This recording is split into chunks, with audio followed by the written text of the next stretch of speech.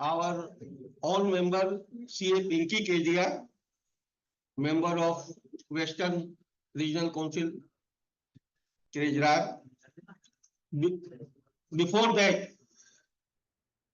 friends, today is the auspicious day because our own mentor and one of the most leading person of the JB Nagar Study Circle, birthday of CA Mahesh Ji Bhageria. Please.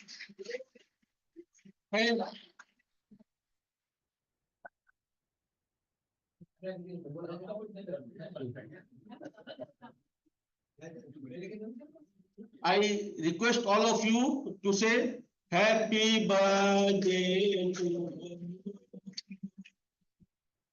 Happy birthday to you. And second announcement. मैं बोल देता हूँ.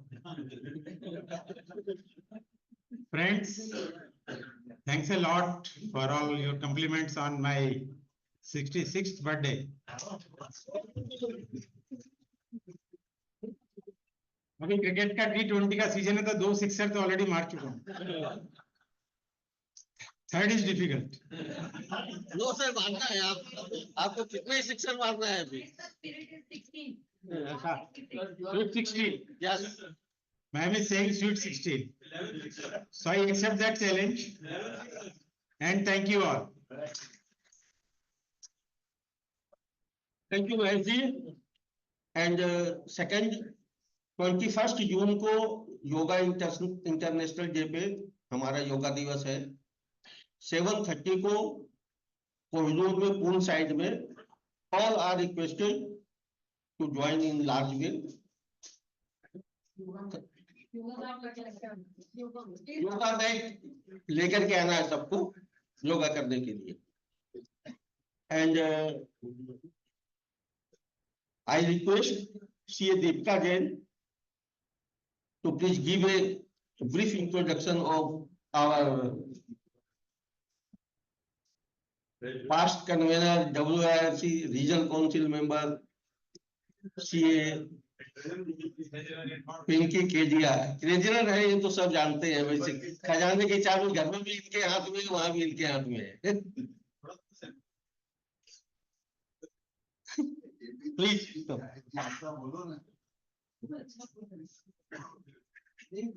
Ma'am is so high on Josh probably that we all hardly need her introduction. Still being a norm, we'll follow it. Pinky Kedia ji holds a chartered accountant degree, of course, and a bachelor of law degree from Mumbai University. She is a founding partner of Mrs. Kedia Singhania and Company. Ma'am is a seasoned professional with extensive expertise in the fields of audit, taxation, and accounting. As we know, Ma'am is an active member of WRC, and she has held various positions in WRC and currently serving as a regional council member. She holds position of treasurer of WRC for this current year, that is 24-25. She's heading various CAs. She's heading CA Student Association, that is Vikasa, for last year. In her leadership, WRC has, of course, made a number of events, and she's doing, she's campaigning a lot of things. Over and above, she's actively engaged in social and cultural activities. We welcome ma'am here to please guide us ahead on the IPR movement. Thank you very much.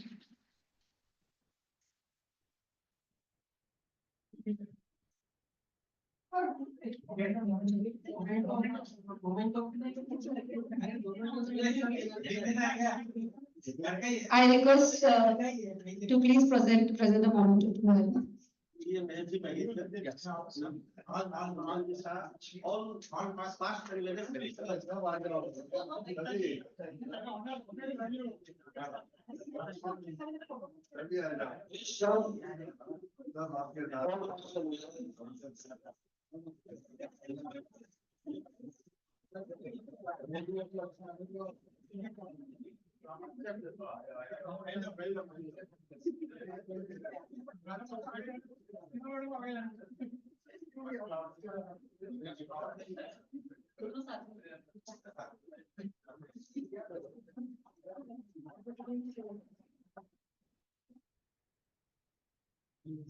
आपका convener बात करनी है ना, कैसे करना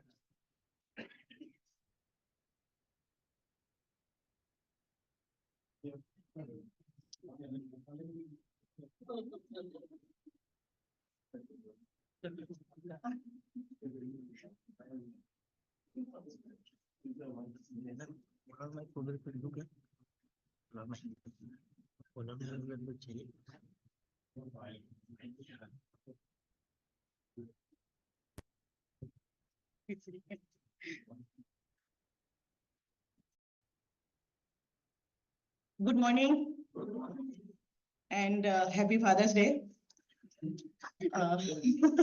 Actually मैं इसलिए बोल रही हूँ कि सब लोगों का ये जब हम बोलते हैं हैप्पी फादर्स डे तो शायद ये याद आता है हम यहाँ जो भी है जो उन्हीं की वजह से है। एंड मुझे यहाँ तक पहुँचाने में मेरे पापा का बहुत बड़ा योगदान रहा है। In fact I am missing him very lot. जैसा जानते हो आप, मारवाड़ी फैमिली में उस समय फीमेल्स को उतना नहीं पढ़ाते थे, but after all odd and even he supported me very well. And जो भी मैं संभाल पा रही हूँ एक्चुअली उनकी वजह से, उन्होंने जितनी हिम्मत दी उसी की वजह से हो पा रहा है।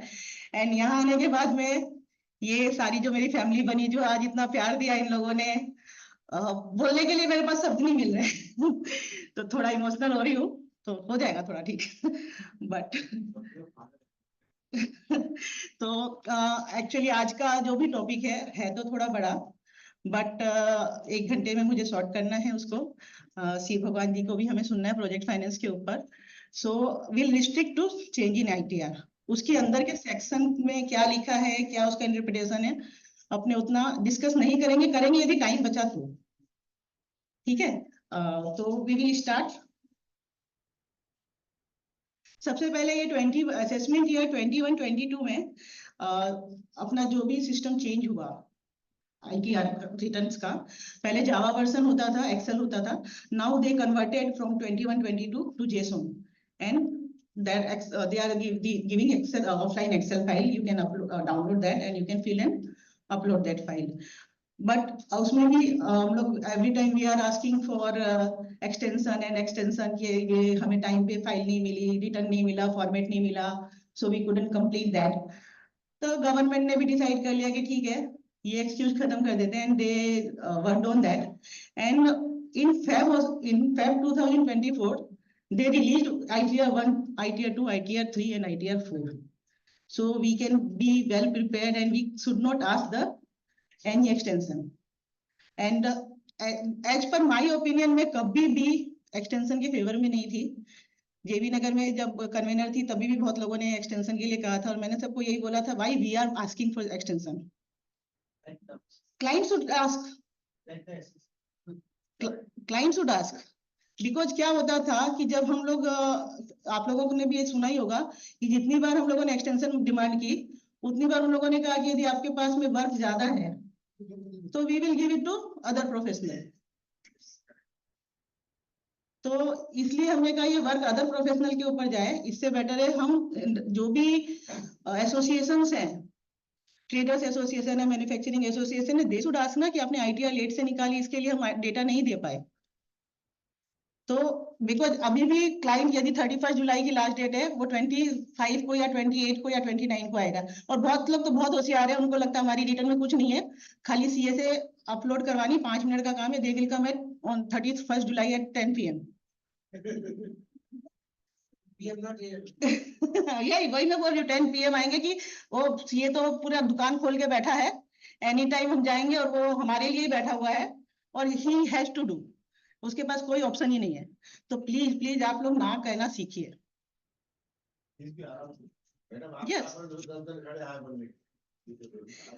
अपने लोग यही डर है। मैं सीरियसली सर, मैं सीरियसली बता रही हूँ, मैंने बहुत क्लाइंट रिटर्न किए, फाइल उनके सामने रख दी, बट वो लेके नहीं गए, अभी तक मेरे पास है। और 31 जुलाई को यदि संडे है तो मेरी ऑफिस नहीं खुल है, नॉट टुडे, फ्रॉम बिगनिंग, जब से मैंने ऑफिस खोली है उस समय जब मेरे पास एक फाइल थी तो भी। और क्या है, शुरू में 1 साल 2 साल की प्रॉब्लम है, बाद में क्लाइंट समझ जाता है कि ये ऐसे ही करने वाले हैं। आज हम डॉक्टर चेंज करते हैं क्या? नहीं करते ना डॉक्टर, वो भी सीए चेंज नहीं करेंगे यदि आपने उनको वो चीज दी है, वो फैसिलिटी दी है। हम डॉक्टर कब चेंज करते हैं? जब हमको उनसे फैसिलिटी नहीं मिलती या हमको उनसे कॉपरेशन नहीं मिलता। When we are supported them, they will not change CA. Financial सबका इतना वो रहता है ना, जब तक वो एकदम वो नहीं चला जाता ना, या हाँ एक्सेप्शनल सब जगह होते हैं, और यदि वो वैसा है कि आपको फीस बढ़ाने पे भी छोड़ के चला जाता है तो वैसे क्लाइंट चले जाए, वो ज्यादा अच्छा है। क्योंकि वो डर हमेशा आपके मन में बना रहेगा कि वो कभी एनी मोमेंट छोड़ के जा सकता है। तो इसके बदले आप दूसरा क्लाइंट पकड़ लो ना। ओके, तो अपने को ना कहना आना चाहिए और अपने अपने उस पे काम करना है कि नहीं, इसकी फीस हमको कहीं भी कंप्रोमाइज नहीं करनी है। बिकॉज नाउ एट आप यू कैन सी द नफरा में जितनी भी डिटेल्स आ रही है, इवन इन आपने देखा होगा असेसमेंट ऑर्डर में, असेसमेंट ऑर्डर में भी बीच में घूम रहा था ना व्हाट्सएप में कि किस सीए ने फाइल करी आपकी ITR, please give the detail. तो ऐसा नहीं है कि आप आईटीआर फाइल कर रहे हो, आपने कुछ सर्टिफिकेशन नहीं किया तो आपके ऊपर कुछ नहीं आएगा। आप यदि सीए हो और आईटीआर फाइल कर रहे हो तो they can caught you also. आपका आईपी एड्रेस जा रहा है रिटर्न फाइल करने के टाइम में, सीए वो क्लाइंट क्या बोलता है, मेरा तो डीएससी सीए के पास ही था, डीएससी उसने कभी फाइल किया मुझे क्या पता, और क्या फाइल किया मुझे क्या पता, मुझे तो खाली ओटीपी मांगा, मैंने ओटीपी दे दिया। तो प्लीज बी कॉशियस। उन लोगों से हमने चाहिएगा तो मैं आप लोगों को शेयर करूंगी, मैं कंप्यूटेशन के नीचे में पूरा डिक्लेरेशन बना के रखा है मैंने, कम से कम भी 20 पॉइंट का। वो जो भी मैं रिटर्न फाइल करती हूँ मैं उनको ईमेल से वो कंप्यूटेशन विद दैट डिक्लेरेशन भेजती हूँ, और जब तक वो डिक्लेरेशन साइन होके नहीं आता मैं रिटर्न फाइल नहीं करती मुझे, चाहे वो 31 जुलाई की डेट चली जाए। I have checked this all things. I have submitted all bank account. I have no any other bank account which I haven't produced there. पूरा मैंने डिटेल में वो डिक्लेरेशन बनाया हुआ है। तो कल को यदि वो बोलता है, आजकल ऐसा भी होता है कि हमें पता ही नहीं चलता, अभी तो चलो AIS के चक्कर में हमें पता चल जाता है कि कितने बैंक अकाउंट है, फिर भी नहीं पता चलते। यदि वो डोरमेंट हुए हैं या इंटरेस्ट नहीं है उसमें तो हमें वो अकाउंट भी नहीं पता चलते। करंट अकाउंट कहाँ पता चल पाते आपको AIS से, क्योंकि उसमें इंटरेस्ट नहीं होता। आपने सेविंग्स अकाउंट और डिपॉजिट अकाउंट खाली पता कर सकते हैं, करंट अकाउंट कितने चल रहे हैं क्या पता अपने को। तो ये सारे डिक्लेरेशन आप लेके रखो, ठीक है। तो जो भी this year what they made the changes in mostly in disclosure part, more and more disclosure they required to process the return because of transparency. Okay, so in this disclosure there is a legal entity identifier, ये बहुत कम लोगों को use होगा, and audit report acknowledgement number, UDIN, and disclosure of cash receipt. Like these are the changes we will discuss in our next slide. Key amendment जो other than disclosure part है, they have made the procedural changes like 44 AB का ये बहुत अच्छा changes है कि only DC से हो पाता था, तो उन लोगों के पास में लास्ट मोमेंट पे रिटर्न फाइल नहीं हो रही, अपलोड नहीं हो रही, DSC नहीं लग रहा, so they allowed for OTP verification. So if your return is in 44 AB tax audit, you can file the return with OTP verification also. And second is जो new tax regime, last year तक वो new tax regime mandatory नहीं थी, old tax regime default में था, you have to change to new tax regime. Now the default tax regime is new tax regime. If you want to opt out of that then you have to file the form 10 EA। अच्छा, उसमें एक मैं आपको बताऊंगी कि उसमें एक जो वो सेंटेंस लिखा हुआ है ना उन लोगों ने, उस सेंटेंस में बहुत लोग फंस जा रहे हैं, यस और नो पूछ रहा है। वो मैं वो लाइन पढ़ती हूँ, उसमें लिखा हुआ है, do you wish to exercise the option under section 115 BAC subsection 6 of opting out of new tax regime, yes और नो। तो यदि आपको न्यू टैक्स रिजीम में रहना है तो आप यस लिखोगे कि नो लिखोगे? नो। तो ये डिफॉल्ट में नो रहता है। यदि आपको ओल्ड टैक्स रिजीम में जाना है then you have to select yes, क्योंकि बहुत सारी क्वेरी आ रही है कि उसमें उन लोगों ने उल्टा कर दिया है। तो हाँ, यस, तो ये सेंटेंस थोड़ा ठीक से पढ़ के यस और नो का, अपने क्या होता है, स्टाफ अपने लोग ये चीज ना थोड़ा स्टाफ को दे देते हैं और स्टाफ वो लाइन पढ़ता नहीं ठीक से, और ठीक है उसको जो समझ में आया उसने यस और नो कर दिया। तो आप अपने जूनियर स्टाफ्स को ये थोड़ा इंस्ट्रक्शन दे के रखिए कि यस और नो करना, क्योंकि यस और नो के पीछे पूरा कंप्यूटेशन हिल जाएगा, ठीक है। एंड थर्ड इज, ये बहुत डेडलाइन की डेट ड्रॉप डाउन से सेलेक्ट करनी क्यों दी है वो मेरे को नहीं पता, ये तो उनके पास भी होनी चाहिए थी, but we have to select the due deadline for due, मतलब you can say the return filing due date, you have to select from the drop down. Now the difference between new tax regime and old tax regime, it is the chart, there is no major changes in that from last year, just they had increased the slab from 250 to 3 lakhs. So I will not much discuss about this in, you can get this slide. In tax rebate also, it not applicable to NRI. And if your total income is up to 5 lakh, in old regime is 12,500. But in new tax regime, उसमें अभी उन लोगों ने कोई भी income criteria नहीं रखा है, up to 7 lakh, it is 25,000. Okay, and for surcharge there is no changes other than total income, if total income is greater than 5 crore. It's like last year only, but in this year they had made the reduce the surcharge if your income is above 5 crore. So it's a 37% earlier, and it was 25% is now. LTCG dividend income में भी उन्होंने surcharge में कोई भी change नहीं किया है, and education cess में भी कुछ चेंज नहीं किया है। ये एक बहुत लोगों को यही है कि इंडिविजुअल एंड एचयूएफ को तभी टैक्स रिटर्न फाइल करनी है यदि हमारी इनकम एग्जम्पशन लिमिट से, थ्रेशोल्ड लिमिट से ऊपर गई तो, but it is not that this type of thing. बहुत सारे चीजें हैं जिसमें अभी आईटीआर फाइल करनी कंपलसरी है, लेकिन फिर भी कहीं ना कहीं in our mind of our client and our staff ये थ्रेशोल्ड लिमिट से ऊपर होगा तो ही आईटीआर फाइल करना कंपलसरी है, बट ऐसा नहीं है। So there is the items for which you have to file the return. If NRI must have to file the return if their income is more than 2.5 lakh, and यदि आपकी capital gain है NRI की तो उसमें कोई basic exemption limit नहीं है, threshold limit नहीं है। इवन यदि लॉस भी है तो भी रिटर्न फाइल करनी है NRI को, यदि कैपिटल गेन में है तो, ठीक है। यदि 10,000 की भी कैपिटल गेन हुई है उसको तो भी उसको रिटर्न फाइल करनी पड़ेगी। यस यस, और क्योंकि एनआरआई के केस में बहुत बार ऐसा वो बोलते हैं हमारी तो 2.5 लाख से नीचे है इनकम टोटल होके क्यों रिटर्न फाइल करनी है, बट ऐसा नहीं है। एनआरआई के केस में बहुत चीजें एप्लीकेबल हो जा रही है भी, एंड हाँ वो भी है। तो टैक्स पेयर कंपनी या फर्म है, irrespective income they have to file the return. Foreign assets, यदि आपकी कहीं भी कोई भी फॉरेन एसिड्स है, फॉरेन कंपनी में इंटरेस्ट है, आपका कोई भी फाइनेंशियल इंटरेस्ट है फॉरेन एंटिटी में, मतलब फॉरेन की कोई भी डीलिंग है, आप यदि इंडिया से बाहर कहीं भी आपने थोड़ी एक उंगली भी ऐसे टच कर दिया ना, आपको रिटर्न फाइल करनी है। सीधी सी कहानी है। यस यस, कुछ भी इंटरनेशनल ट्रांजेक्शन यदि कर लिया है ना, रिटर्न फाइल करनी मस्ट हो गई, आप ये समझ लो। फॉरेन ट्रेवल में भी है। इवन इलेक्ट्रिसिटी बिल आपका यदि पूरे साल का 1 लाख से ऊपर है, ये चीजें काफी लोगों को एप्लीकेबल हो जाती है। बिकॉज मैं देखती हूँ कि मेरी मैड के घर में एसी है, उसका बिल आता है एक तरफ का 5,000 रुपए।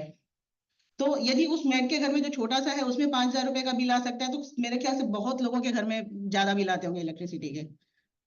तो वो बोलते हैं हमारी तो इनकम ही नहीं है। अभी पापा के नाम से इलेक्ट्रिसिटी बिल चल रहा है, मेरी इनकम नहीं है, तो पापा के तो लेकिन इलेक्ट्रिसिटी बिल पेमेंट कर रहे हैं उतने 1 लाख से ऊपर का, तो पापा की तो रिटर्न फाइल करनी पड़ेगी, भले ही वो पेंशनर है, चाहे वो खाली बैठे हैं, चाहे उनकी इनकम कुछ भी नहीं है। तो ये सब चीजें काफी लोगों को पता नहीं है, पब्लिक अवेयरनेस नहीं है। इन one notification came in 21st April 2022, notification number 37. If total business sales turnover gross receipt during the financial year exceeds 60 lakhs, मतलब ये थोड़े पॉइंट इन्होंने और ऐड किए, who should file the return ITR, and if professional gross receipt exceed rupees 10 lakh, aggregate TDS and TCS, ये भी बहुत ज्यादा एप्लीकेबल हो गया। इवन आपने देखा टीडीएस की जब मैं लेती हूँ तभी भी आप लोगों को बताया कि 50,000 से ऊपर का टीडीएस रहेगा तो मतलब आपको वो 206 एवी में आप आ जाते हो तो वो हो जाता है, रिटर्न नहीं फाइल की तो ये है कि 26 अभी इन लोगों ने क्या किया अप्रैल 22 से, if aggregate TDS TCS during the financial year is 25,000 or more, then you have to file the ITR. पहले 50,000 था, अभी 25,000 पे लिखा। And total deposits in one or more savings bank account is more than 50 lakhs. तो पहले current account का रखा था, अभी उन्होंने सेविंग्स अकाउंट भी इंक्लूड कवर कर लिया उसमें। And one good changes they brought in 1 April 21 कि यदि कोई सीनियर सिटीजन है एंड उसकी सिर्फ पेंशन और इंटरेस्ट की इनकम है, so they are eligible to file the return. ठीक है, बट उनकी इनकम सिर्फ पेंशन और इंटरेस्ट ही होनी चाहिए, वो भी interest other than bank interest नहीं, only bank interest, only bank interest, क्योंकि उस केस में बैंक उसकी डिटेल दे देगा उधर। यस, ये एक जो आईटीआर फॉर्म्स के क्विक एनालाइज डाला है मैंने। एक्चुअली ये सब डिटेल मैंने इसलिए दी, मेरे पास 1 ही आवर्स का टाइम था तो मैंने कहा मैं ज्यादा नहीं बता पाऊंगी, तो if I will give it to you तो you should have a quick analysis. Sir कुछ बोलना है? हाँ, तो क्विक एनालिसिस हो जाएगा, तो इसके लिए थोड़ी डिटेल में दे दिया है। ईसॉप और 194 ये सब पुराने, अभी इसमें कुछ भी चेंज नहीं आया है आईटीआर के एप्लीकेबिलिटी में, सेम है जो लास्ट ईयर थी सेम ही है। ITR 7 अभी तक आया नहीं है, ठीक है। ITR 5 और ITR 4 तक इन लोगों ने फेब में निकाला था, उसके बाद में 5 and 6 उसके बाद निकाला। You can file the return for ITR 5 and ITR 6, but ITR 7 for this year yet to come, yet to release. ये डिटेल एनालिसिस वैसे दी है, यदि आपको इनकम हेड के हिसाब से देखना है कि आपको ITR कौन सा एप्लीकेबल होगा, that I had included in my PPT, so you can go through that. पहले ITR 4 2 होते थे, ITR 4 सुगम और एक जनरल ITR। लास्ट ईयर से सिर्फ ITR 4 एक सुगम ही रह गया है फॉर प्रिजम्पटिव इनकम। तो फर्म्स भी यदि प्रिजम्पटिव इनकम में जा रही है then also they have to file ITR 4 सुगम। ये पूरा मैंने वही दिया है आप लोगों को कि आप जो इनकम की एनालिसिस कर ले। अब ये है चेंजेज जो मेन हमारा आज का टॉपिक है, ठीक है। सबसे पहले चेंजेस किया है इन्होंने जो LEI, लीगल एंटिटी आइडेंटिफायर। पता है आपको किसी को भी ये क्या होता है लीगल एंटिटी आइडेंटिफायर? हाँ, यस, यदि 50 करोड़ से ऊपर का आपने कोई फॉरेन ट्रांजैक्शन किया है then you have to submit this LEI in the form. हाँ, तो now if with line in the with the RBI they had taken in our ITR also कि यदि आपका 50 करोड़ से ऊपर का रिफंड होगा तो हाँ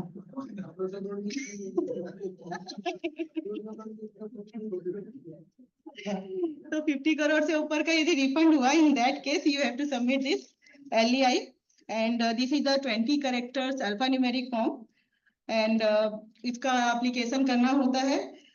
इसका एप्लीकेशन होता है the global legal entity identifier foundation body है वो देती है, उसका ऑनलाइन होता है, बट आई थिंक बहुत कम ही लोगों का 50 करोड़ से ऊपर का रिफंड होगा।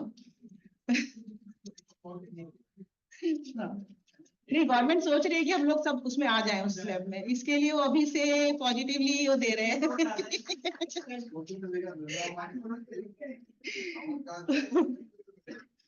सेकेंड इज काफी जो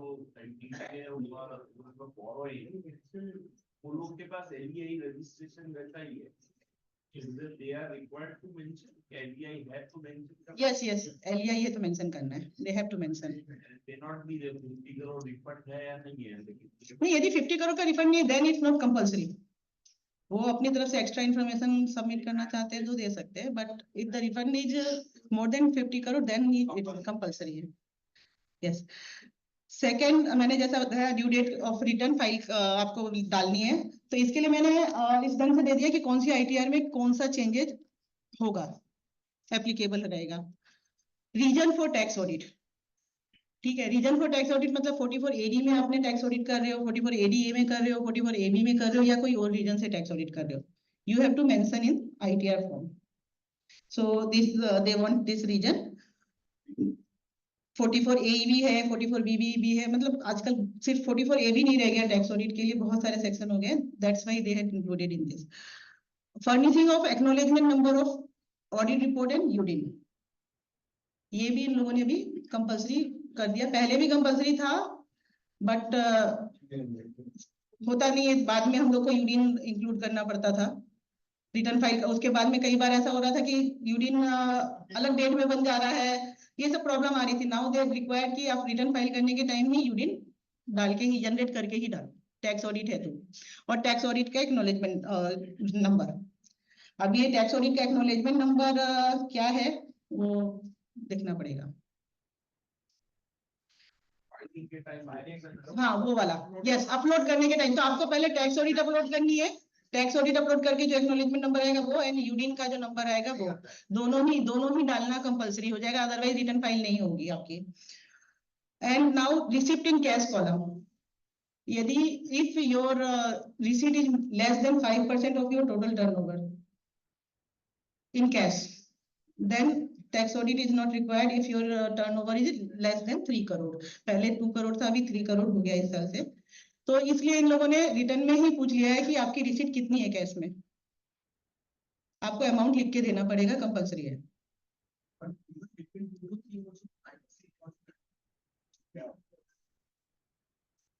यस, तो इसीलिए उन लोग टर्नओवर तो पूछते ही, साथ में रिसीट इन कैश भी पूछ रहे हैं कि आपकी रिसीट कितनी है कैश में, आपको लिख के डालनी है उसमें tax audit applicability, otherwise also receipt in cash डालना ही है आपको।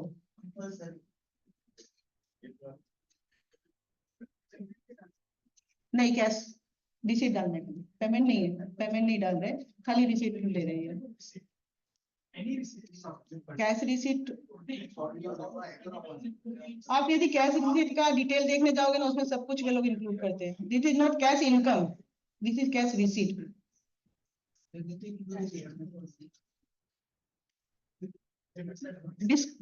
Now disclosure of the sum payable to MSME, MSME को लेके हम लोग काफी परेशान है, हमारे क्लाइंट भी काफी परेशान है। 45 डेज का जो क्लॉज है, we have to pay, they have to pay to MSME within 45 days। so उसके लिए इन लोगों ने ये डिटेल भी ITR में मांग ली है कि आपने उसको डिसअलाउ किया है कि नहीं किया है। Because in tax audit report हम लोग लिख के देंगे, बट जिनकी टैक्स ऑडिट नहीं है वो निकल जाएंगे, स्केप हो जाएंगे। इसलिए उन्होंने ये ला दिया है कि उनको सेल्फ डिस्क्लोजर, एक तरह से उनका तरफ से सेल्फ डिस्क्लोजर हो गया SEC का, कि उनकी इतनी MSME को पेमेंट करने बाकी है।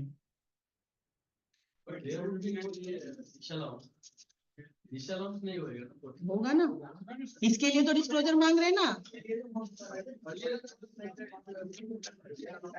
डिस्क्लोजर सर इसीलिए ले रहे हैं ना कि प्रिस्क्राइब टाइम लिमिट के बाद का कितना पेमेंट आपका करना है। as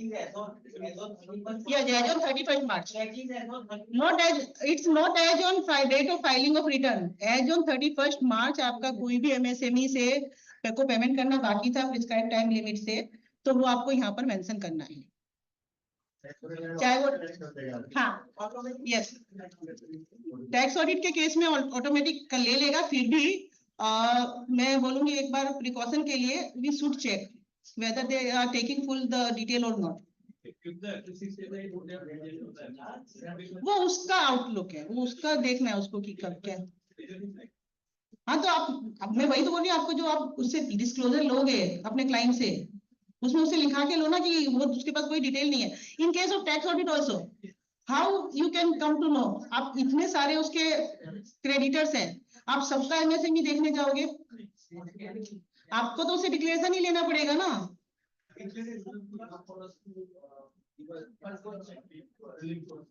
सॉरी,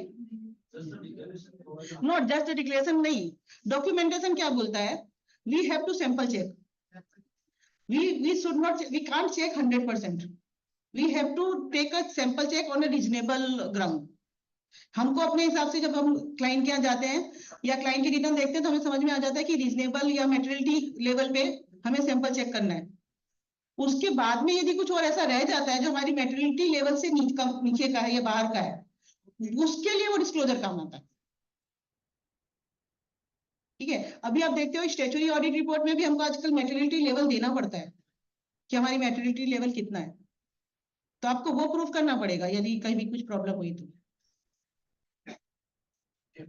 वाला जो है controls, because if I am in 4480, I am not supposed to maintain this. Sir ये तो बैलेंस शीट के लिए भी आप 4480 की रिटर्न भी भरते हो, वो बैलेंस शीट भरना कंपल्सरी करता है।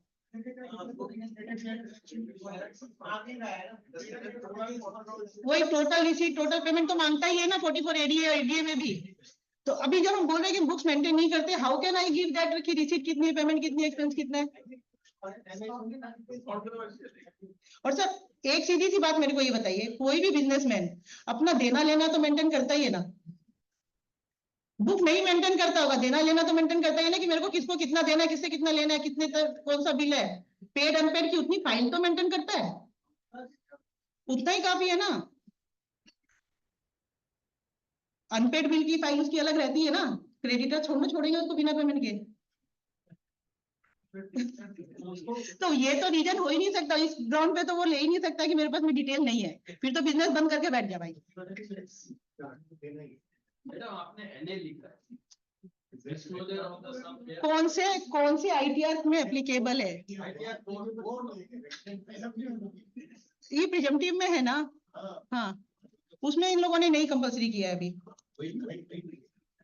लेकिन मैं बोल रही हूँ उनसे जो बात हो रही, मतलब उन्होंने नहीं किया है, बट मेरा जो मानना है कि उसके डेटा क्रिएटर तो मेंटेन सबको ही करते हैं, भले ही बुक मेंटेन नहीं करे। No presumptive or not. And now capital gain account scheme, इसमें भी थोड़े फ्रॉड चल रहे थे। लिटरली मैं बोलूं तो बोल देते थे कि मैंने 50 लाख रुपया कैपिटल गेन स्कीम में जमा कर दिया है, अभी कौन सी कैपिटल गेन स्कीम है पता ही नहीं है।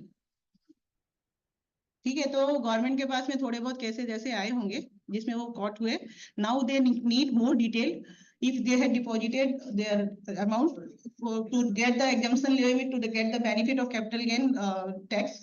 तो इन लोगों ने कैपिटल गेन अकाउंट स्कीम में जो डिटेल्स मांगी है, particulars got the detail they required, information of the capital asset sold, the particular of the buyer, and specified regarding the amount spent for claiming exemption, then date of deposit, account number, IFSC code. तो कौन से bank में जमा किया है, कितना amount जमा किया और कौन सी डेट में जमा किया है, तो ये आपको उसमें डिटेल में देना पड़ेगा। खाली इतना लिख के नहीं चलेगा कि इतना अमाउंट कैपिटल गेन स्कीम में डाल दिया है हमने। तो ये एक सबको पहले से बता के रखना पड़ेगा अपने क्लाइंट को। विनिंग फ्रॉम ऑनलाइन गेम्स, वो इस बजट से ही आया है ये चेंजेस कि disclosure of winning from online game, आप लोगों को इसकी भी डिटेल्स देनी है। अभी कोरोना के बाद से लोग ऑनलाइन गेम ज्यादा खेलने लग गए, ज्यादा पॉपुलर हो गए हैं ये सब गेम्स, भले ही प्रॉफिट हो या लॉस हो, बट खेल रहे हैं, टाइम पास कर रहे हैं। तो they need the more detail in this section. So the all winning from online game on or after 1st for 2023 shall be taxable under section 115 BB and subject to TDS also.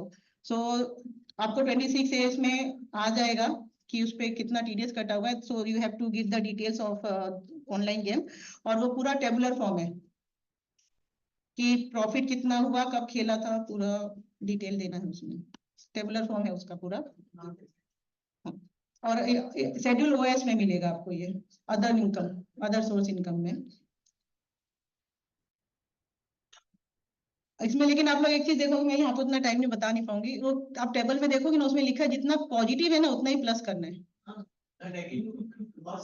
Not negative not allowed. आपने loss किया उसका कोई benefit नहीं मिलेगा। यदि आपने 2 lakh loss किया और 1 लाख प्रॉफिट किया ना, तो वो 1 लाख प्रॉफिट माना जाएगा, वो 2 लाख लॉस का आपको कोई बेनिफिट नहीं है, वो सेट ऑफ नहीं होगा।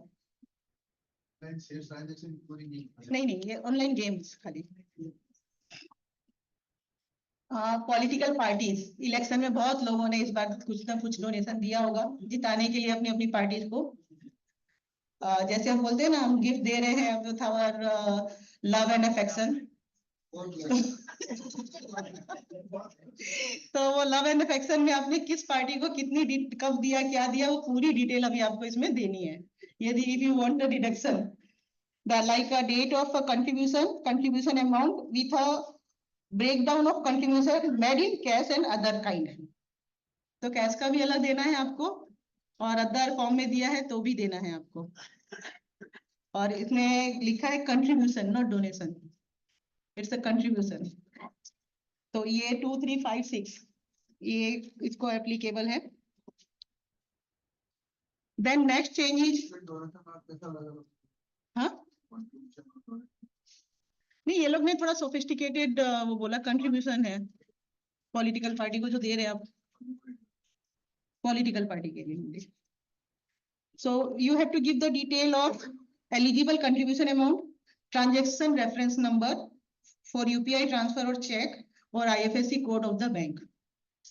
ये भी आपको उसमें डालना है, पॉलिटिकल पार्टी को आपने दिया है कंट्रीब्यूशन। तो अभी इन काइंड्स का हाँ अदर मोड लिखा है। अदर मोड में अभी क्या क्या मोड है वो डिटेल में उसमें ड्रॉप डाउन में आपको दिखेगा। Yes, now again tax deferred on ESOP। Startup company में ये जो ESOP मिल लेते हैं, प्रोफेशनल्स भी लेते हैं बहुत बार, कि ठीक है हमारी प्रोफेशनल फीस के बदले आप हमें शेयर्स दे दो। तो ESOP में जब वो बिकेगा तो टैक्स होता है, तो वो जो डिफर्ड होता है तो उसके लिए भी पहले ये डिटेल में नहीं पूछता था। Now they included in the ITR and you have to give the detail of tax deferred on ESOP. This schedule seeks information such as assessment year, amount of deferred tax brought forward, amount of tax payable in the current assessment year, balance amount of tax deferred to be carry forward to next assessment year।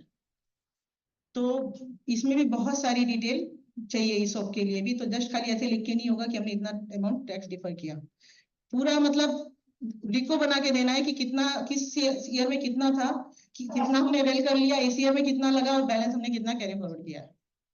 Okay, then new column added to claim deduction under section 80 CCH। 80 CCH Agniveer, Agniveer अभी इस budget में ही आया था, and if Agniveer is the corpus fund. So if you will give the contribution in Agniveer Corpus Fund, you will get the deduction under section 80 CCH. So to give the details and benefit, ये नया section, नया column add किया है उसमें। Then schedule 80U inserted for claiming deduction of the SEC in person with a disability। ये अभी तक भी था, 80U में लेते थे, बट उसकी कोई डिटेल नहीं देते थे, सिर्फ अमाउंट लिख देते थे। तो बहुत लोग ऐसे ही अमाउंट लिखते जा रहे थे, उनके पास में करंट कुछ भी मेडिकल सर्टिफिकेट नहीं है, कुछ भी नहीं है, बट ठीक है लास्ट काफी साल से चल रहे हैं ना मैडम, डाल दो इस बार भी, कौन देखने वाला है ऐसा। तो now they want nature of disability, date of filing form 10IA।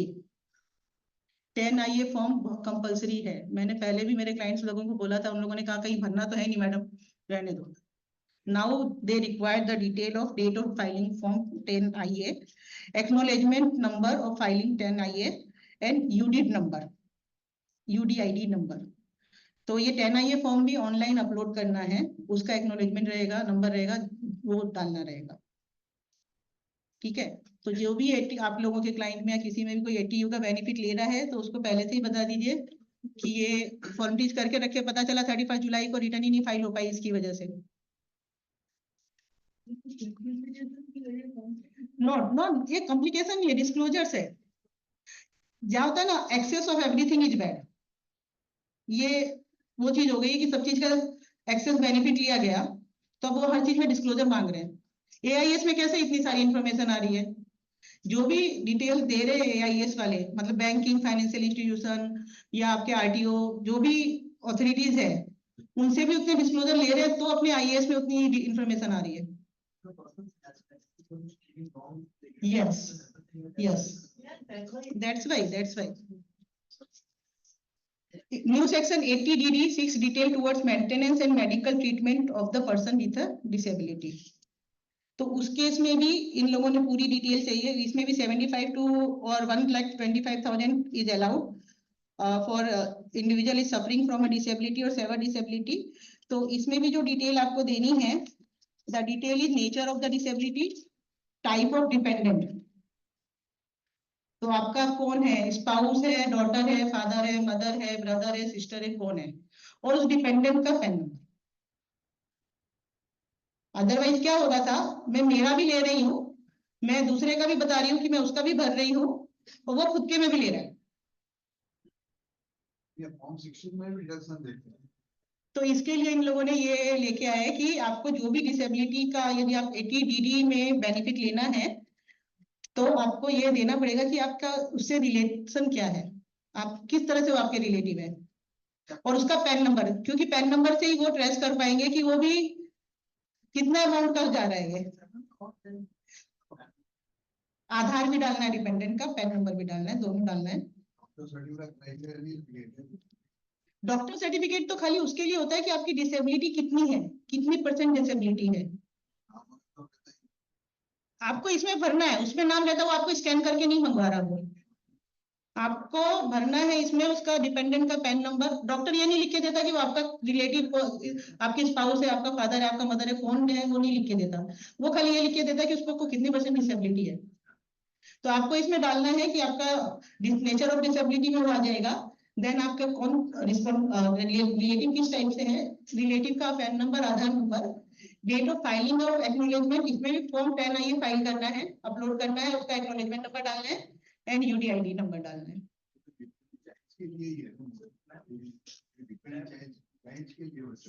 नहीं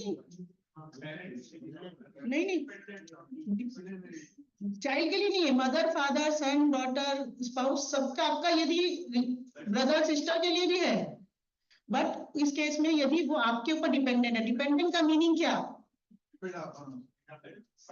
डिपेंडेंट का मीनिंग क्या, कि वो आपके ऊपर फाइनेंशियली डिपेंडेंट है।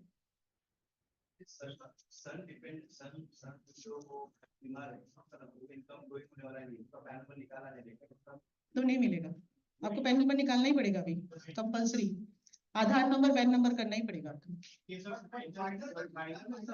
माइनर का भी निकलता है ना, माइनर का भी निकलता है सर, हमने 1 साल के बच्चे का भी निकाल के दिया है, निकलता है, सब निकलता है सर। नहीं तो सबके पता चलेगा, जिसने भी ये सेक्शन यूज किया है ना, सबके 1 साल के बच्चे हैं या माइनर बच्चे ही है, सबके माइनर बच्चे ही रहेंगे यदि ये क्लॉज नहीं लगाएगा तो, पैन नंबर यदि नहीं निकलता होगा तो। Then reporting of dividend income right from a unit located in IFSC। IFSC is, पता है ना IFSC, अभी कौन सा फर्स्ट IFSC कौन क्या है, गिफ्ट सिटी, यस। तो उसमें कोई भी यूनिट है, आप मैंने उसमें पैसे लगाए हुए हैं, इन्वेस्टमेंट किया हुआ है, तो उसकी जो डिविडेंड है वो आप लोग उसको IFSC को, गिफ्ट सिटी को प्रमोट करने के लिए किया है ये अमेंडमेंट, कि उसमें जो भी डिविडेंड है वो रिड्यूस टैक्स रेट से 10% से लगेगी, 20% से नहीं लगेगी टैक्स, ठीक है। तो उसके लिए ये एक डिस्क्लोजर क्लॉज दिया हुआ है इसमें, एंड ये भी इनकम फ्रॉम अदर सोर्सेज में डालनी है आपको, कि आपका गिफ्ट सिटी में जो आपने IFSC में लगाया तो उसके IFSC की आपको डिटेल डालनी है। Then bonus payment received under the insurance policy, बड़े इंश्योरेंस प्रीमियम जो भरते हैं बोनस मिलता है, हम लोग उसको कैपिटल रिसीट में नहीं डालते हैं, मैक्सिमम लोग नहीं डालते। क्लाइंट को भी पूछेंगे ना, मैडम ये टैक्सेबल थोड़ा है, तो मैंने जो पैसा भरा था वही आया है, तो क्यों डालना है, but it made compulsory now, कि आपको जो भी बोनस मिल रहा है बड़ी से, तो आपको इसमें आपको डिस्क्लोजर देना है, you have to give the disclosure. Chargeable जो भी टैक्स, इसमें भी ऐसा हो गया ना कि थोड़े अमाउंट टैक्सेबल है, वो आपको 3-4 वो कंप्यूटेशन का वो 3-4 है लिस्ट ऑफ द फॉलोइंग, तो उसके हिसाब से आपको ये टैक्सेबल हो जाएगा। तो आपको ये कंप्यूटेशन निकालना पड़ेगा कि वो एक्चुअली में टैक्सेबल है कि नहीं है, इसके लिए डिस्क्लोजर मांगा है। सब लोगों के दिमाग में ये होता है बोनस है तो वो टैक्सेबल नहीं है, बट आपको उसमें प्रीमियम अमाउंट कितना पेमेंट किया है वो सबकी कैलकुलेशन है, उसके हिसाब बेसिस पे you have to decide whether it is taxable और not. So this Why taxable है या TDS काटा है LIC insurance यस, तो वही आपको इन लाइन लेके आना पड़ेगा ना। यदि आपने 26 में या आपकी रिटर्न में टीडीएस क्लेम किया है, then you have to show that income also ना। For that purpose this disclosure is required. Sum received by a unit holder from the business trust. Business trust में जो भी यूनिट में सम receive हुआ है 2, 3, 5 section में आईटीआर में आएगा। बिजनेस ट्रस्ट कौन से हुए, जैसे आरडीबी, आईवी जो वगैरह जो भी चल रहा है, हाँ आरआईटी जो सब जो चल रहा है ना, उसमें वो थोड़े सबको कंफ्यूजन ही था कि उसकी कौन सी इनकम टैक्सेबल है। उसमें 2-3 तरह के पेमेंट मिलते हैं, क्वार्टरली मिलता है, वो मिलता है। तो now they come with this disclosure part that you have to give the detail that the sum received by the unit holder shall be taxable under the head of other sources. क्यों business income में नहीं जाएगा और कोई income में नहीं जाएगा, other sources में जाएगा वो। And to report income earned by the unit holder under section 56 subsection 2 Roman 12 ITR form has been amended. Now इसके बाद में है report of all bank held at the any time। हम लोगों का क्या होता है, क्लाइंट आता है, यदि उसने कुछ कोई 29 मार्च को भी क्लोज कर दिया है अकाउंट, तो उसकी भी डिटेल नहीं देते, ठीक है। बट नाउ दे वांट कि यदि आपका 1 अप्रैल को भी यदि वो अकाउंट था ना, you have to give the detail any day. मतलब यदि आपने 2 दिन के लिए भी, 1 दिन के लिए भी कोई अकाउंट खोल के बंद कर दिया ना, then also you have to give the detail of that bank account. हाँ, बहुत लोग ऐसा ये हो रहा था कि बीच के टाइम में वो कुछ ट्रांजेक्शन करने के लिए अकाउंट खोलेंगे, वो एक ट्रांजेक्शन करके वो अकाउंट बंद।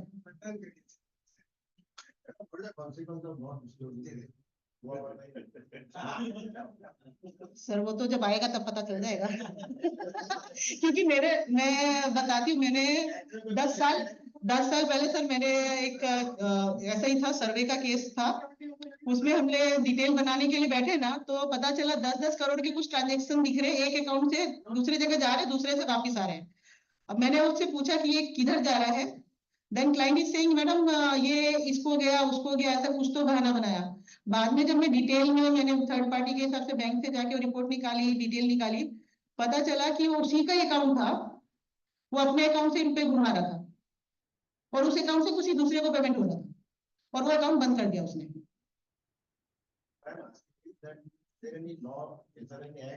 है ना सर,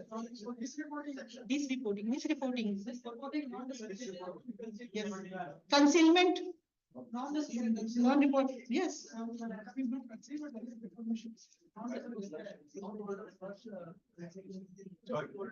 तो भी देना पड़ेगा। अभी क्या होता है ना, हस्बैंड वाइफ का अकाउंट खुला है, अभी ज्वाइंट अकाउंट है, फर्स्ट होल्डर वाइफ है, अब उसमें पैसे हस्बैंड ही डाल रहा है, हस्बैंड ही निकाल रहा है, अब वो किसकी ट्रांजेक्शन मानी जाएगी? वो तो हस्बैंड फर्स्ट होल्डर रहेगा तो भी।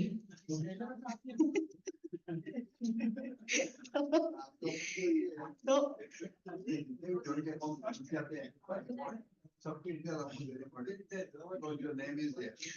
मैक्सिमम टाइम ना प्रॉपर्टी के केस में ऐसा हो जाता है, एक ही अकाउंट खोल देते हैं और प्रॉपर्टी यदि ज्वाइंट होल्डर के नाम से उसी में से पेमेंट जा रहा है।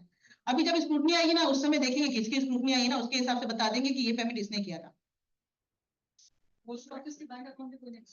तो इसके लिए ये बोले कि दोनों जो आप यदि ज्वाइंट होल्डर है तो भी आप उसमें बताओ,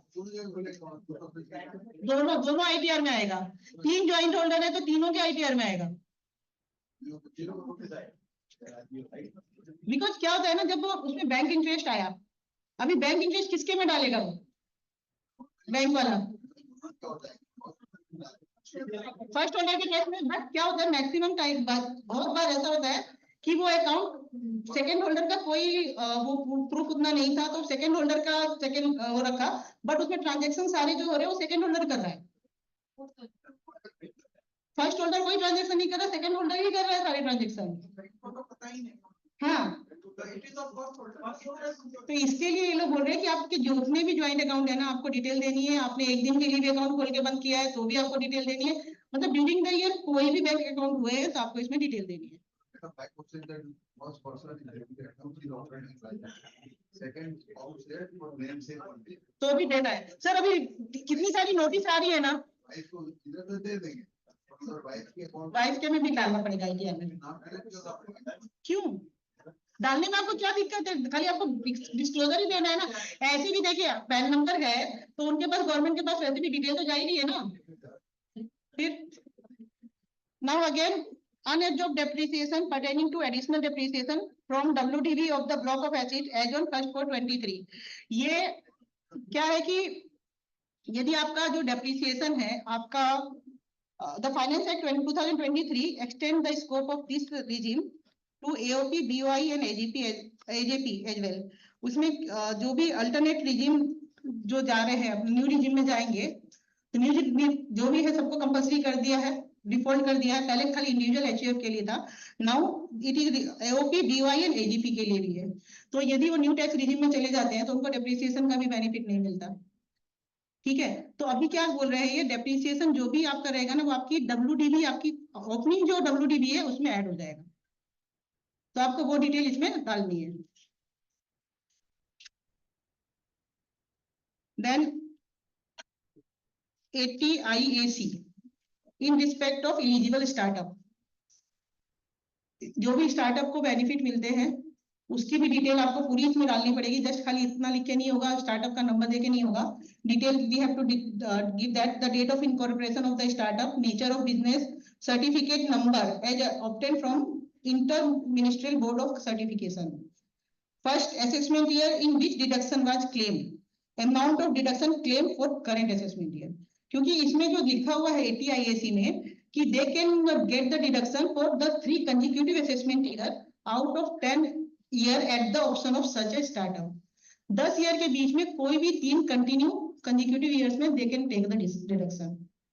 तो ये कैसे पता चलेगा इनकम टैक्स वाले को कि कौन सा 3 साल है कंटिन्यू आ रहा है, कि इसके लिए इन लोगों ने डिस्क्लोजर डाला है कि आपने किस ईयर में पहला लिया, अब इस साल कितना ले रहे हो, जिससे पता चले कि 3 साल कंटिन्यू में आ रहा है कि नहीं आ रहा है। और डेट ऑफ इनकॉर्पोरेशन इसीलिए ले रहा है कि विद इन 10 ईयर्स ही आपको वो अवेल करना है। Okay, 80 LA seeking detail regarding offshore banking unit और IFSC। जो भी यूनिट IFSC में खुल रही है या बैंकिंग यूनिट खुल रही है, they will get the benefit of 80 LA। So 100% of the income is deductible for 10 consecutive assessment year in the case of a unit of an IFSC। तो ये बेनिफिट उनको अच्छा मिल रहा है क्योंकि गिफ्ट सिटी को प्रमोट करना है उन्हें। तो उसमें भी पूरी डिटेल देनी है। You have to give the full detail, type of entity, type of income of the unit, authority granting registration, date of registration, registration number, first assessment year and amount of deduction claim during this year, current year. तो ये काफी बस disclosure part ही ज्यादा है। Again now new schedule 115 TD inserted for reporting tax payable on accreted income. ये क्या income हो सकती है, कोई बताएगा? एक्रीटेड इनकम क्या है? 115 TD नहीं बताना। ये जो भी ट्रस्ट और 12A वगैरह में जो भी थे ऑर्गेनाइजेशन जो भी रिन्यूअल नहीं कर पाए, now they are not eligible to file ITR 7, they have to file ITR 5 and 6। So जो उनकी जो इनकम रहेगी उस इनकम के लिए ये एक नया टैक्स आया है, section 115 TD। In this section it will be eligible to file the section file the ITR 7 itself, pay tax as per the normal provision and report such income in the ITR, and the tax rate will be the maximum marginal tax rate। Maximum marginal tax rate पे उनको वो डालना पड़ेगा जो ITR 7 नहीं file कर सकते हैं, 5 and 6 करना है। फिर मैक्सिमम मार्जिनल टैक्स रेट पे टैक्स है, एग्जम्पशन का है वही। और ये एक्रीटेड इनकम क्या है वो भी उन्होंने लिख के दिया है। एक्रीटेड इनकम किसको बोल रहे हैं? FMB of total asset as reduced by the total liability. वो P&L का इनकम नहीं है, ये accreted income means FMB of total asset as reduced by the total liability. ठीक है, फिर SEC recognised as MSME It is mandatory to give in ITR 5 whether you are in SME, MSME or not. तो वही detail उनको यहाँ से मिल जाएगी MSME के लिए. Then new field for opting concessional regime under section 115 BAE. This is the cooperative society. This is related to cooperative society which is engaged in the manufacturing or production of an article or thing. They have a concessional rate if there are certain conditions. If they fulfill that condition, there is the concessional rate. So they need this form number 10 IFA. They have to file form number 10 IFA to avail that claim. And date of filing of 10 IFA and acknowledgement number is required to be furnished to get the deduction. This concessional regime. So जितने ये 21-22 changes थे, तो ये किस ITR में applicable है और क्या है वो तो हमने थोड़ा डिस्कस कर लिया. ITR 3 में थोड़े और चेंजेस हैं that I will discuss. That they in ITR 3 specifically जो भी सेबी का रजिस्ट्रेशन नंबर है, FII has to disclose that SEBI registration number. Voluntary disclosure agreement have been newly introduced. जो भी वर्चुअल डिजिटल एसेट्स में कर रहे हैं डीलिंग, तो उसके लिए शेड्यूल VDA नया लेके आया हुआ है.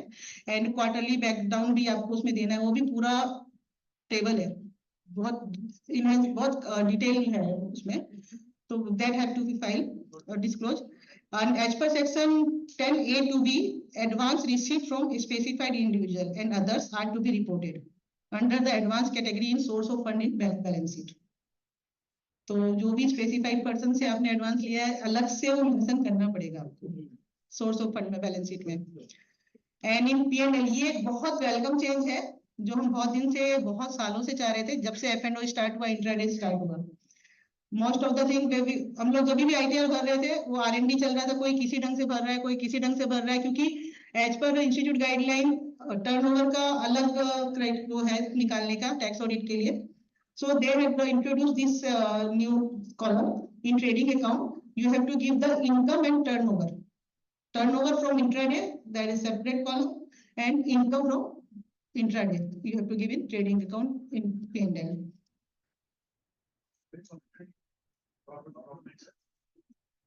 They are showing there is written income. वो प्रॉफिट नहीं लिखा हुआ हम लोगों ने. वही income and expenditure, profit and loss वही हो गया. So in new feature of AIS there are several things they had introduced this year. So आप यदि इसको भी ठीक से सारा अपने क्लाइंट से का देखोगे तो ITR आप खुद ही खुद आपको समझ में आ जाएगा कि क्या डिटेल दे रहा है वो. इसके बेसिस पे आप अपने क्लाइंट से सारी डिटेल ले लो यदि कुछ भी है तो. AIS आप सबको भेज दीजिए, जिसने भी जो भी आपके पास रिटर्न फाइल करने आ रहा है ना, ये AIS उसका निकाल के आप उसको भेज दीजिए कि उस पे एग्रीड करके स्कैन करके दे दे.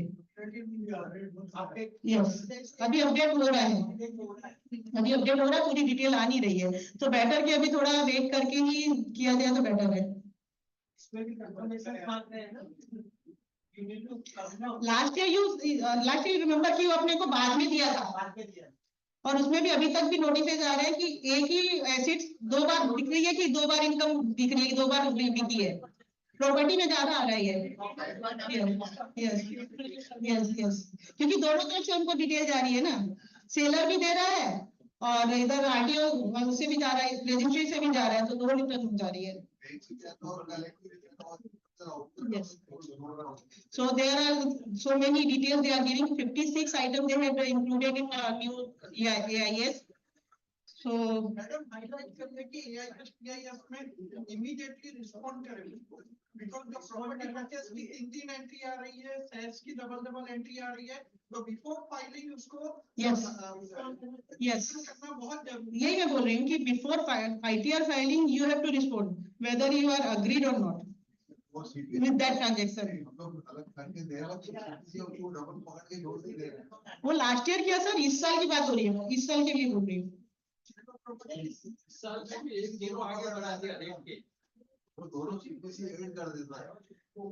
सर वो लोग क्या है ना, अपने लोग अपने एक छोटा सा सॉफ्टवेयर नहीं संभाल पाते, उनको पूरे इतना बड़ा सॉफ्टवेयर संभालना है. तो जैसे जैसे हम लोग फीडबैक दे रहे हैं ना, वैसे वैसे वहां से वो ठीक करके दे रहे हैं. तो एक ये बहुत मेन चीज है, प्लीज अपने कोई भी जूनियर को बैठाइए या ऑफिस में किसी को बैठाइए, but please update profile on income tax website.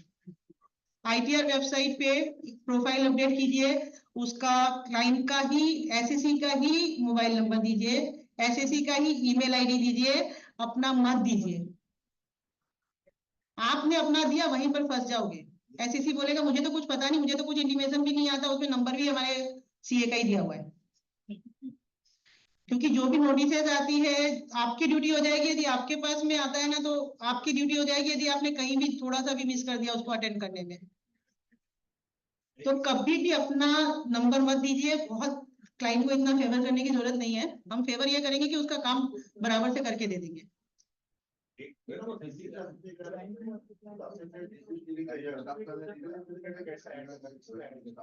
चलो मैं आपको बताती हूँ, क्योंकि इनका भी टाइम हो रहा है, इनको भी हमें टाइम देना है प्रोजेक्ट फाइनेंस के लिए, तो इनको भी टाइम लगेगा।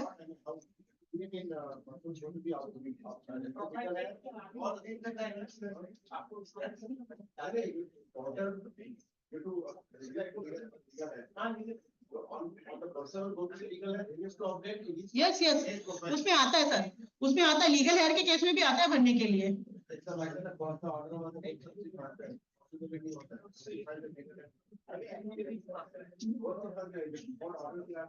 नहीं सर, उसका है पूरा, उसमें लिख के दिया हुआ है कि लीगल हेयर के लिए क्या प्रोसीजर है, हो जाता है, हो जाता है। सो update the profile, it is very mandatory, and thank you for patient hearing, and I hope I justify the subject given to me. Thank you very much. Please आप ये अपने रास्टर वाला और ये PPT जरा ग्रुप में डाल देंगे। PPT अगर ग्रुप में आ जाए तो आ जाएगा। मैंने PPT इसीलिए इतनी इलाबोरेट बनाई थी, मैंने आपको फर्स्ट में ही बोला कि इसीलिए इतनी इलाबोरेट बनाई कि यदि मैं PPT छोड़ भी जाऊंगा तो हो जाए पूरा। I request all, please sit down, have a seat, because our next session is very much interesting. They will give you a case study, and on case study base they will guide you on project finance. Please have a seat.